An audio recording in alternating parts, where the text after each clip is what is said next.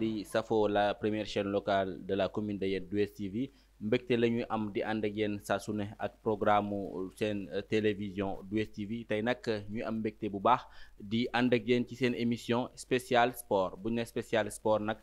tey dañoo dalal ñi nga xamante ne ni ràññee nañu leen ci wàllu gymnastique muy Dialaw Gymnastique Club. ci loolee ñu fas yéene feggo ak ki nga xamante ne ni mooy seen coach principal di Moussa Ndaw Moussa ñu ngi lay nuyu bu baax di la jaajëfal di la dalal ci plateau 2STV.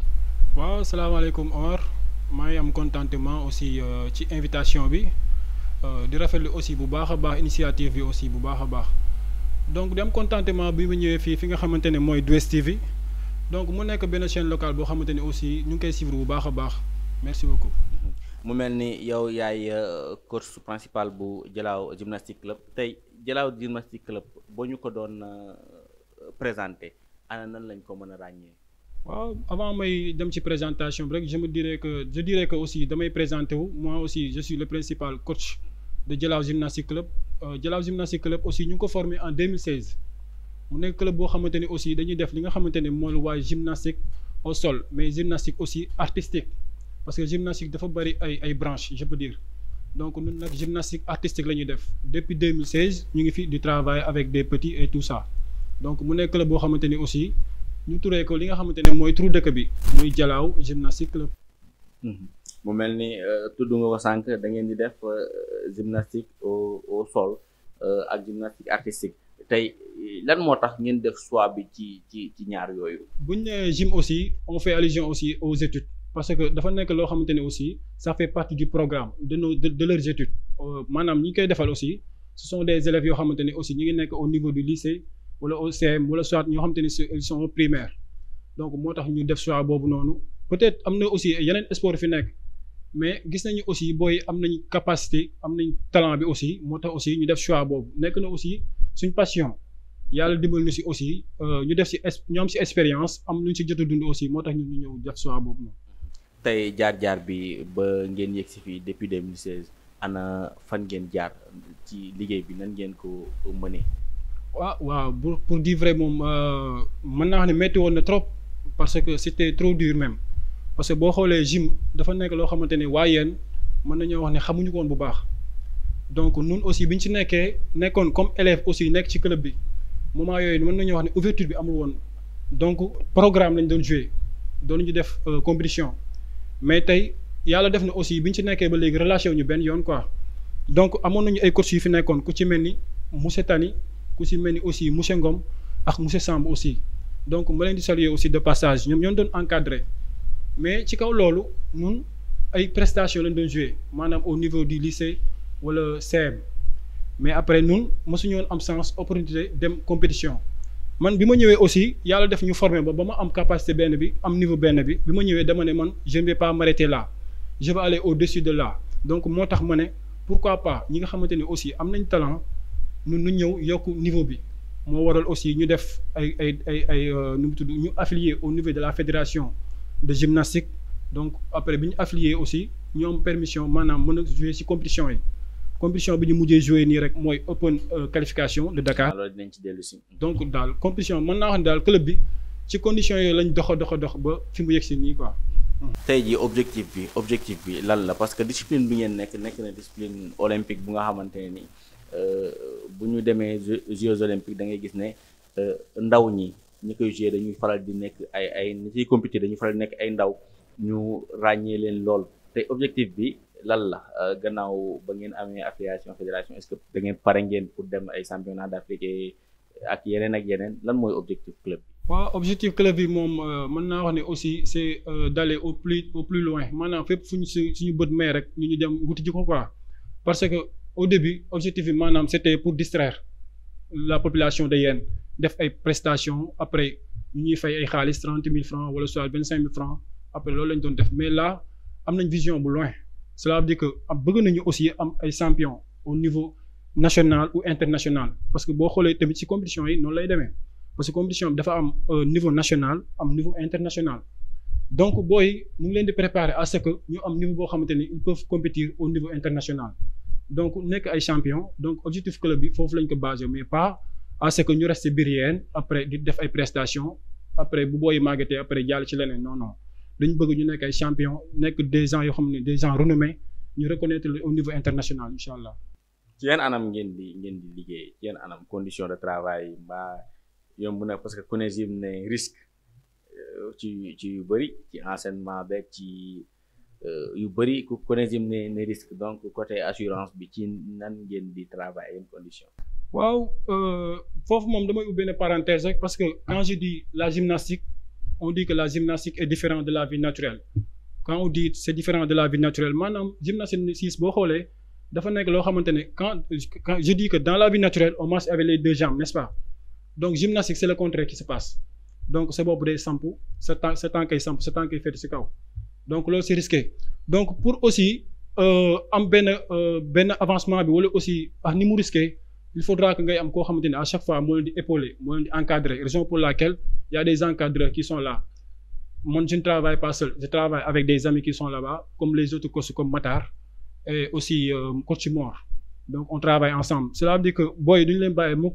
ñu def des éléments yoo xamante ne c'est pas bien maîtrisé parce que gymnastique dafa dangereux quoi donc c'est très risqué donc raison pour laquelle après si conditions yi la ñuy jéem di liggéey mais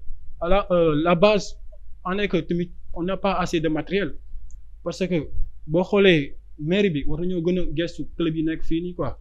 parce que on travaille avec des tapis yoo xamante ne avec une épaisseur de 5 centimètres c'est très dangereux vu que aussi les gens font des doubles saltos peut-être ou salto avant yoo xamante ne c'est très risqué donc loolu réception bi bu baaxul wala soit aussi tapis yi ngay wàcce bu baaxul rek après mën na la andil ay inconvénients quoi ci liggéey moo tax li ñuy liggéey c'est très risqué mais aussi conditions de travail aussi dafa metti parce que y a un télescopage au terrain si gis ngeen bi ngeen ñëwee stade gis ngeen li nga fa am y a le club basket qui est là y a le club gym y a le club taekwondo sur le même terrain donc on fait des roulades avant on fait des saltos et autres donc kenn mën na def déborder wala soit gars yi seen ballon yi jékki dugg suñu fi ñuy entraîner après mu indi benn problème boo xamante ne aussi waaw kenn ñaanu ko yàlla aussi mais donc daal maa ngi lancer aussi un appel solennel aux autorités ñu gën noo jàppale bu ñu amee salle boo xamante ne nii digne de ce nom donc dinañ mën a bàyyi terrain bi di entraîner ci salle comme ça on pourra installer d'autres matériels aussi ak yooyu noonu quoi pour mën a encadrer élèves yi. est-ce que ñàkk moyens yooyu moo tax ngeen yem ci gymnastique au sol bi ak artistique bi parce que am na ñoo xamante ne dañuy dem ci yeneen forme barre yi moo xam ni ñu koy gisee ci compétition internationale yi mais amaana du ngeen ñàkk ay talent yoo nga xamante ne ni seen niveau dina yegg ci ñu dem ñu mën a percer ci foofu mais est-ce que du ñàkk condition yu gën moo tax wala manque de moyens moo tax ngeen yem ci ñaar yooyu. waaw comme ni ma koy waxee rek parce que manque de moyens moo waral aussi ñu limité wu à ce que di def gymnastique artistique di def aussi au sol puisque aussi c'est moins risqué que les autres parce que boo xoolee boo bëggee def gymnastique comment dirais-je parallèle c'est 2 barres comme ça donc boo demee maison de la douane di nga ko fa gis c'est 2 barres il y a des barres aussi asymétriques aussi barres parallèles et autres donc yooyu noonu dafa nekk gym bi nga xamante ne moo gën a complexe. donc loolu nekk na loo xamante ni aussi boo amul assez de matériel amul aussi ay tapis yoo xamante ni wala des man laa yoo xamante ne nii pour atterrissage bu baax mënoo kaa def fii nii ci terrain bi te aussi mënoo installer matériel benn ci terrain parce que aussi dafa nekk terrain boo xamante ni aussi mën nañoo wax ne basket mooy priorité bi donc ñun dañu xajal rek pour ñu fay entraîner donc loolu dafa nekk loo xamante ni c'est très dangereux moo tax aussi ñun ñu limité wu à ce que ci lu ñu am ak lu ñu mën aussi ñu yem ci côté boobu noonu mais des fois dañuy def ay découvertes. dem ba maison de la douane après yóbbu xale yi foofu noonu bu ko defee ñu am expérience à ce que si yeneen nu mu tudd discipline yi comme barre parallèle barre asymétrique et autres là et aussi praticable yooyu noonu pour booy mën ko maîtriser waaw mais daal manque de moyens moo tax aussi ñu limité wu ci gymnastique au sol. parce que li tax laaj bi mooy tey jii yéen a ngi limité wu ci ñaar mais tey amaana bu ñu gisee compétition internationale ñu ci mel ni ñoom Simon Biles et autres moom lañ ci gën a miin ah. da ngay gis ne ñoom dañuy jouer ci catégorie yu bëri donc dañuy jouer sol dañuy jouer barre dañuy jouer yeneen ak yeneen. poudre aussi. waaw donc tey jii amaana pour ñu am ay champions yu ñu soxla foofu ñu am polyvalence boobu donc loolu moo indi laaj boobu mais aussi tamit ci formation bi gis nañu ne wax nga ko ci sa njëlbeen kàddu muy discipline bu nga xam te dañ koy jàngale à l'école. te ñu gis ne ñi nga xamante ne ni dañuy nekk ci club gym bi amaana seen performance dana yegg foo xamante ne ni élève bi nga xamante ni amul encadrement bi ki nekk ci club gym bi am du nekk benn. Donc tey jii ana liggéey boobu entre sport et étude bi yan jéego ngeen ci def ak fan ngeen ci yegg. ah boo xoolee je peux dire que le club est bien organisé, raison pour laquelle aussi ñun dañoo benn comité boo xamante ne suñu bureau spécial comité directeur bi aussi yooyu yëpp maa ngi di saluer de passage. Donc boo intégré club bi dañ lay jox li nga xamante ne mooy fiche boobu noonu mën nañ ko tuddee li nga xamante ne mooy benn papier boo xamante ne dañ koy joxe à ce que yow nga joxe ko say parents mu nekk benn papier boo xamante ne da nga koy remplir il y aura le nom de tes parents, date et lieu de naissance ak yow fi nga dëkk. bu ko defee loolu noonu boo ñu ko apporter aussi ñun si la ñuy xamee ne kat kii kat elle a eu l'autorisation de ses parents. Donc ñun ñu xam ne kat kii parent autorisé na ko si kaw loolu bu ñu amee loolu après aussi vu que aussi ay élèves lañu à chaque fois chaque semestre dañuy wax élèves yëpp ñu dugal seen moyenne bu ñu dugalee seen moyenne après on va dire que kii moo jël premier kii jël na deuxième mais alhamdulilah si yàlla def na ne aussi club bi ay élèves yu baax rek ñoo fi nekk ñoo xam dañuy am ay moyenne à chaque fois. Donc boo xoolee ku si mel ne Aïssata jaar na ci club bi à chaque fois classe yi mu jaar yëpp il était première. Donc mën nañu wax ne cette année ci la ñëw ci club bi mën naa citer ñoo bëree ñoo xamante ne nii ay références lañ ci club bi dañuy jàng en même temps di combiner aussi avec la gymnastique. Kon gymnastique empêché wul élève bi mu dem jàng ji wala soit yaaxal ko dara ci temps parce que sport ak étude la ñu wax kon donc les deux peuvent combiner ensemble. Ok. mu mel ni tamit sànq ci bu ñu demee terrain fekk leen fa gis nañu aussi ngeen boole ci lu nga xamante ni min nañu ko ci. Jamono yi ñu toll nii ci wàllu tàggat yaram muy fitness bi donc tey jii choix boobu lan moo tax ngeen gën a yaatal ci wala da ngeen ci bëgg a percer wala da ngeen koy def juste pour cumuler ñaar yi. waaw boo xoolee xam nga gym dafa nekk loo xamante ne nii mën naa wax ne sa yaram lépp lay laal aussi donc moo fitness boo xoolee dañoo am liaison bu bëree parce que gym moo nekk loo xamante ne du baaram bi sax da koy soxla. maanaam cela veut dire ku handicap sax des fois pour mu def gymnastique problème la donc raison pour laquelle avant ñuy def yéeg ci kaw tapis il faudra que ñu def benn échauffement boo xamante ni dañuy laal lépp ci yaram bi bu ko defee muscle yëpp mën a yeew mën a tàng ñu mën a adhérer foofu noonu moo tax aussi avant ñuy commencer dañuy def échauffement bu baax defaale fitness bu ko defee aussi dañuy day fexe aussi yaram bi tàng ba pare ñu doog a yéeg ci kaw tapis yooyu. naa man ak Luka man ak inscrire dañuy ñëw inscrire ci fitness bi parce que loolu moom dina nekk farata ci ñun. waaye mu mel ni tey tànk ci compétition yi ngeen di dem ana nan ngeen di demee conditions yi est-ce que accompagnement bi ci war conditions yi lépp jaar na yoon nan ngeen di demee. Je dirais que les conditions ne sont pas favorables parce que métti na trop métti na mais aussi comme li ma la waxoon rek au début dañoo am vision am lu ñu bëgg te yaakaar naa boo bëggee dara rek il faudra que mu jaral la yenn yi raison pour laquelle aussi métti bi yëpp duñ ko yëg mais compétition yi moom wax dëgg fa yàlla li ñu siy demee métti na trop. Parce que da ngay imaginer avec des petits yoo xamante ne ils n'ont pas assez de moyens après ñoom dañuy mujj obligé waat ñoom ñooy entraîner ñoom ñooy solaat moyens yi gaa ci kaw tapis ñooy compétir après ñoom ñooy génnewaat seen xaalis wala seen parents yi aussi. Mais bu fekkoon ne aussi au niveau de la mairie maa leen di saluer aussi de passage puisque aussi chaque année ñu ngi jot suñu subvention mais mën naa xam ne aussi cela ne suffit pas mais buñ ci gënoon dool dañuy gënal foofu mais dañuy mujj obligé jaar ci mbedd mi des fois def porte à porte. Pour demander aussi aux gens ñu mën ñoo aider pour ñu mën a dem bu ko defee booy bu ñu demee ñu am lu ñu ravitailler mën a lekk mën a nekk ci dans de très bonnes conditions donc pour dire vrai daal affaire yi métti na mais daal bu ñu sañoon aussi gars yi gën ñoo jàppale ci côté transport bi ak aussi consommation bi ak yooyu noonu. Je pense que côté boobu moom message bi leer na di leen fàttali yéen a ngi seen émission spéciale Dialaw Gymnastique Club ñu ngi invité tey seen coach principal di Moussa Ndao donc mu mel ni conditions yi ñuy liggéey jaar nañu taxawu leen parce que nekk na discipline bu nga xamante ni comme ni ñu ko waxee sànq day boole sport étude day defar nit day tabax parce que am na discipline yoo xamante ne boo ci duggee moom foo nga ànd ak yar bu nga xamante ne nii dina la permettre la nga war a matale ci say activité nga mën koo matale te loolu gis nañ ko ci ndaw ñi moo tax ñu wax ko donc tey ji wàllu formation bi aussi dafa mel ni yéen a ngi insister ci defar xale yi ci côté comportement côté discipline parce que sport yëpp daanaka loolu la ñu soxla. mais yaakaar naa ku ne aar rek yaakaar naa discipline lay njëkk a wax parce que si tu n'es pas discipliné donc yaakaar naa pour nga mën a avancer ci côté beneen day sori raison pour laquelle booy dañuy travailler 12 mois sur 12 mois donc kooku mën naa wax ne aussi on est de leur famille raison pour laquelle ñoom dañuy insister à chaque fois ci comportement bi te aussi les gens ont tendance à dire que xale yi ñi ci gën a réew EPS la ñuy xamee seen jikko mais yàlla dimbali nañ bi ñëwee ci club gym bi moom aussi booy seen jikko yëpp fexe nañu aussi ñu yem ci même jikko moo tax ñun dañuy veiller ci loolu maanaam comportement bi au niveau ci à l'intérieur du club et à l'extérieur du club donc côté boobu daal alhamdulilah booy aussi ñu nekk ay booy yoo xam te yu nangu lañu parce que ki nangu moo neex a jàngal amaana ñoom suñu nangul woon tamit ñun duñu mën a def ci ñoom yenn yi mais tey su ma génnee sax ci mbedd mi damay gis ay parents yoo xamante dañuy daw di ma saluer di ma jox seen ñaari loxo gis naa ne sama doom kat amoon na comportement bii nii mais léegi gis naa changement gis naa évolution bu baax a baax des fois damay daje benn parent sax mu ne ma sama doom bu ñëwee pineel ma ko ngir yàlla léegi après damay dem ba gis ni aussi xale bi mu ngi commencé nekk koo xamante ne nii maturité mu ngi am ci moom changement aussi ci côté discipline ak yooyu noonu donc sant yàlla daal ci côté boobu noonu. macha allah mu mel ni tey jii beneen fànn bi aussi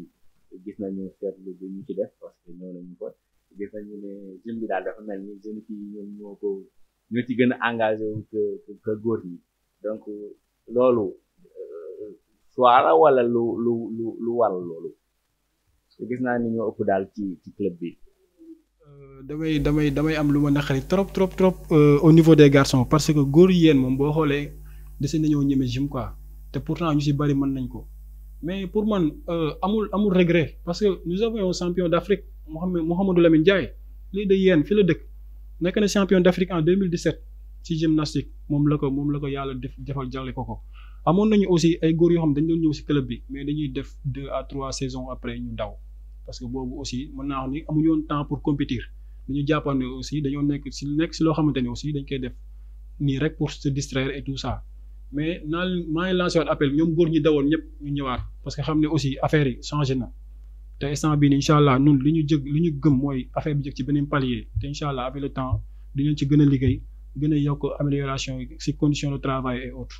donc góor ñi daal bu ma sañoon ñu gën a ñëw parce que compétition boo xoolee petite catégorie bi amuñu góor petite catégorie bi amuñu ci góor pratiquement ay senior la ñu am senior yi c'est Abdallah et Cheikh Ibrahima et Cheikh Tidiane Ndione aussi donc moo xam côté góor ñi daal man ci côté club bi boo xoolee yéen góor ñi dese nañoo sawar daal ci gym boo xoolee côté football lañu gën a sawar wala. et pourtant góor ñi ñu fa gis ñu koy def performance yu am solo macha allah moom lañu gis aussi ñu koy def. ci à travers prestation yi nga xamante ne ñoo koy def ci école yi. tey jii dañu seetlu activité bu am aussi à travers les écoles ak même yoo xamante ne sax du école yi mu xam les autres disciplines dañu leen di faral di leen invité tey loolu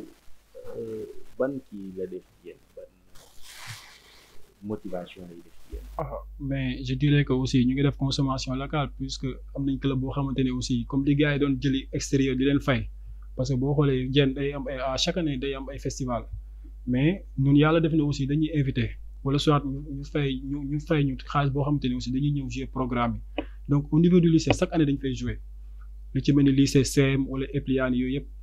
donc samedi bi rek am nañ programme au niveau du lycée ak Epliani de même que aussi si samedi boobu la ñu amaat aussi compétition Dakar finale muy open qualification bi nga xamante ne amoon na donc Jalaaw daal ñun xam nañ reconnaître nañ ñu moo tax aussi ñun ñu bëgg a génn ci biti wane aussi li ñu mënee parce que toog Jalaaw màggee Jalaaw di def gym bi Jalaaw taj Jalaaw tamit pour man amul sens li si am sens mooy aussi ñun ñu génn wane suñu talent à l'extérieur loolu moo si ko solo. tey jii ana lan mooy seen perspective par rapport ak compétition open bi ngeen jël open de qualification bi fan ngeen ci jaar ak fan ngeen ci yegg ñan ñoo leen war a représenté fan yi passé aussi gis naa ay ndaw yu nga xamante ne demoon nañu compétition am nañu seen attestation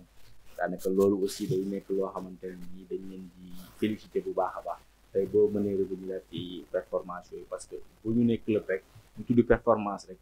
day mel ni loolu résultat wu liggéey ba la. waaw parce que au début bi ñuy dem c'était trop dur parce que première année bi je dirais que amuñu woon expérience bi mais suñ deuxième année bi ñu demee yàlla def na jàmm aussi bi ñu demee on avait 8 représentants yoo xamante ne ñoo doon taxaw Jalaaw gymnastique club bi ñu demee aussi wane nañ fa fulla ak fayda ba yàlla def aussi ñu ñëw avec des attestations yoo xamante ne foofu lañ ko jëlee donc waaw muy ci petite catégorie bi ba niveau senior aussi au niveau des filles ak junior aussi donc boo xoolee je peux dire que jigéen ñi daal macha allah donc góor ñi daal ñoo war a jouer aussi la finale am na aussi benn fille bu war a jouer aussi la finale muy Beata Camara finale bi aussi góor ñi au niveau des garçons am nañ fa Cheikh am nañ fa Abdallah le étudiant donc moom sax il n'a pas assez de temps mais lépp li mu xam aussi moom ci club bi la ko xamee ba aussi bu muy def bac aussi gis nga gym bi da ko jàpp ci lu bari donc affaire bi amul perte donc affaire bi c'est en matière donnant parce que da ngay bàyyi sa temps si sacrifié wu boo ñëwee gym bi aussi dalay dolliwaat loo xamante ne aussi pour say études la quoi donc daal ñu ngi ci compétition bi di ñaan yàlla aussi dem si ak jàmm ñëw avec des médailles incha allah. incha allah moo mel ni tey ñu nekk ñu ngi waaj jege jeexital émission bi mais tey lan mooy seen perspective ana tey ji projet yi ngeen nekk fan ngeen ci jëm ak fan ngeen ci waaj yegg. waaw projet yi bari na parce que aussi lu mosul am yenn instant bi ñu ngi ci nekk di si dox xam naa du ñàkk incha allah après la fête de Tabaski incha allah dina am programme bu mag bu ñuy taxawal parce que chaque année dañ daan def bu ñu defee compétition ba pare ñu def benn programme au niveau de la mairie ci kanam devant la mairie après invité nit ñëpp mais cette année ci dañ bëgg a changer réforme dañ bëgg aussi def benn compétition boo xamante ne nii ça sera pour la commune aussi ñu xool ñi nga xamante ne aussi sont du département ñu yeneen club yi nga xamante ne nekk nañ Dougar wala Diamniadio ñu ñëw ñu def benn compétition mu nekk sous forme aussi de fête donc ku nekk mën see sentir sa boobu maanaam club bi aussi bëgg na aussi avancer lépp loo xamante ne waa yéen daan ñu ko gis wala amuñu si woon expérience rek bëgg na club bi am na taxawaay boobu noonu pour affaire yi mën a avancer bu baax a baax. tey jii ana yan kàddu ngay lancer ñi nga xamante ne ni ñooy suñuy autorité ak tey lan ngay xaar ci ñoom lan la Jalaaw waa Moussa Ndaw sax ne lan la Jalaaw Gymnastique Club di xaar ci ñoom xam ne seeni ndaw ñoo fa nekk ñu am ci yaakaar ci ñoom bu baax a baax. Mais je dirais que aussi gars yi comme ci côté autorité yi affaire yi pour man duñu ci ay jàmbur parce que boo xoolee fii seen doom yi seen jarbaat wala seen sœur ñoo nekk ci club bi pour man lépp lu ñu fa def rek seen doom lañ ko defaluñu ma ko man des fois sax damay am lu ma metti trop parce que bu ma gisee aussi jàppale bi xaw a des mais je me dis que aussi duñu relâché benn yoon dañuy continuer rek mais daal li ma leen di ñaan mooy ñoom lépp lu ñu waaye mën a jàppale ci côté matériel comme tapis wala trampoline wala praticable yooyu yëpp ñu ngi koy ñaan ñu jàppale nu ci parce que aussi conditions yi dañoo metti trop te fii ko fi jàppale rek jàpp naa ne sa doom nga jàppale te dëkk bu bëggee dox il faudra que muy bàyyi xel jeunesse am te jeunesse yu yéen mën naa ne aussi am nañ benn talent boo xamante ne aussi bu ñu leen jàppalee tuuti mën nañoo avancer donc man li may ñaan yàlla daal mooy aussi yàlla gën ñoo jàppale parents yi aussi ñu gën a am confiance ci élèves yi xam ne aussi ñun bëgguñu lu dul seen avancement parce que man damay ñaan yàlla aussi man li ma jotul woon a def sama carrière gymnastique sama élève ñëw romb ma man loolu laay ñaan yàlla parce que bëgg naa ñu devancer ma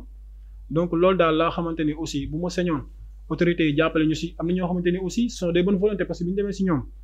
wallaahi dañoo fëgg seen bunt rek di jàppale ñu yëkkati xaalis bu bari bi ñu dem compétition jox ñu mën naa citer ay tur ku ci koo xamante ni ku ci mel ni madame Nia dëkkandi tax ñu koy wax astu dañoo dem foofu siis mu débloqué xaalis bu bari jox ñu ko après nañ xeeb nañ ko ak ñeneen ñoo xamante ne aussi defal nañ ñu loolu quoi donc mënu ma leen ñàkk remercier parce que jaaxle woon nañu suñu fond suñu kees amu woon dara ñu war dem compétition donc après ñu génn foo xamante ne aussi kenn mësuñoo génne foofu noonu donc man daal li may ñaan daal mooy ñu gën noo jàppale gën a bàyyi xale yi xel quoi waaw loolu daal laa. mu mel nii tamit ci côté ban message aussi ngay lancé ndaw ñi rawatina góor ñi pour ñu rejoindre club bi parce que yow yaa ngi nii da ngay football te macha allah def nga fi ay jaloore surtout au niveau de la zone donc tey jeunes yéen ñu ci bëri lañ leen xamee ci football mais wane nga ni yow ak coach Matar ak Mor mi toog wane ngeen ni que ne mën ngeen boole football ak beneen sport wala mën ngeen boole arts yi ak beneen sport ak gym donc tey jii ana ban message nga leen di lancer. li ma bëggoon rek ñu xam ko mooy affaire bi méttiwul parce que loo gis rek boo gisee affaire yi li di football arts yi ak gymnastique mën nañoo combiner parce que sport la yëpp sport la même discipline la rek boo xoolee. parce que boo xoolee man ñi ma gën a xam ñi si li ñu ma gën a xamee mooy wàllu football mais ñu bari sax bu ñu ma gisee may def gym dañ naan kii kañ la nekk coach ak yooyu noonu mais alors que man doon naa def gymnastique mais peut-être dama si ràññeeku woon bu baax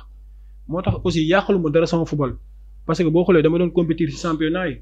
jaar naa si ay équipe championnat. doguma la ko ci mel ni Ablaye Ndoye dafa doon def gym di def en temps. waaw mu ngi noonu moom Ablaye Ndoye jaar na ci club bi aussi moom il était tellement talentueux mais des fois aussi problème de temps ak yooyu noonu moo tax aussi mu xawoon arrêté mais bari na fi ñoo xamante ne ku ci mel ni Adama Ndiaye bi nga xamante ne aussi nekk na champion d'Afrique jaar na ci club bi donc ñoo doon joué ay prestations en 2016 au lycée donc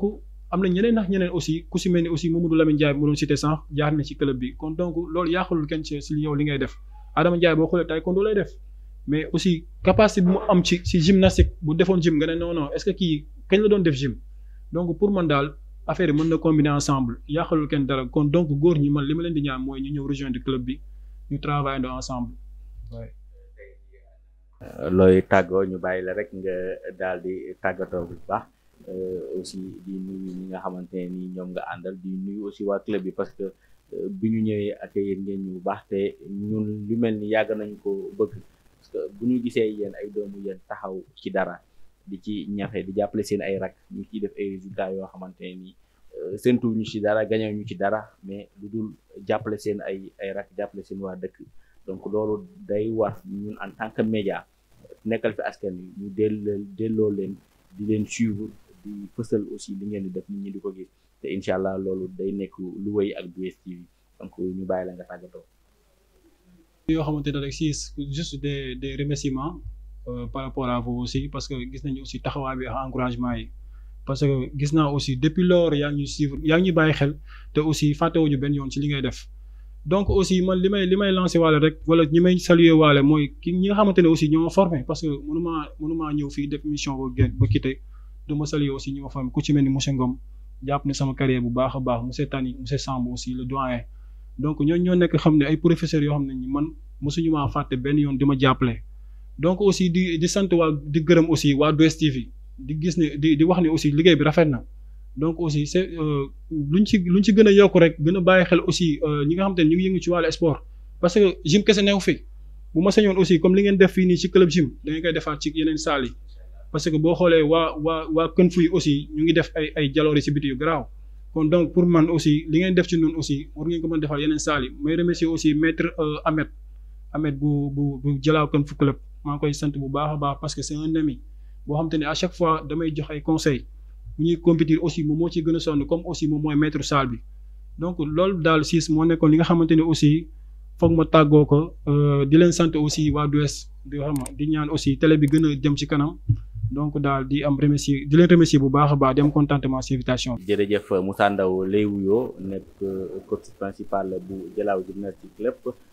mu teewoon fi ci sunu plateau ngir waxtaanee lépp lu dellu ci boobule club ak seen activité ak yan taxawaay aussi la ñuy def ci domaine bi ñu nekk donc ñu ngi leen di jaajëfal bu baax tey nag bu ngeen ma gisee may def émission bu jëm ci wàllu tàggat yaram da ngeen di xam ne ki nga xamante ni moom moo yor desk sport bi moom moo disponible muy coach Mbaye Ngom ñu koy nuyu de passage moom moo fi waroon teew def émission bi aussi di leen jox rendez-vous ak moom ci yeneen plateau ak émission sport instit aussi ñu koy remercier moom moo nekk ci régie bi ak Luka moo nekk ci son bi ki nga xamante ne ni mooy Pamatar ak Mandaw ñoom Amdo Amina ñoom ñu ngi leen di remercier bu baax di remercier aussi ñi nga àndal ñi la gunge aussi ñoom aussi seen teewaay am na fi solo trop donc di leen jaajëfal di leen jox di daje ci beneen jotaay ak beneen invité jërë ngeen jëf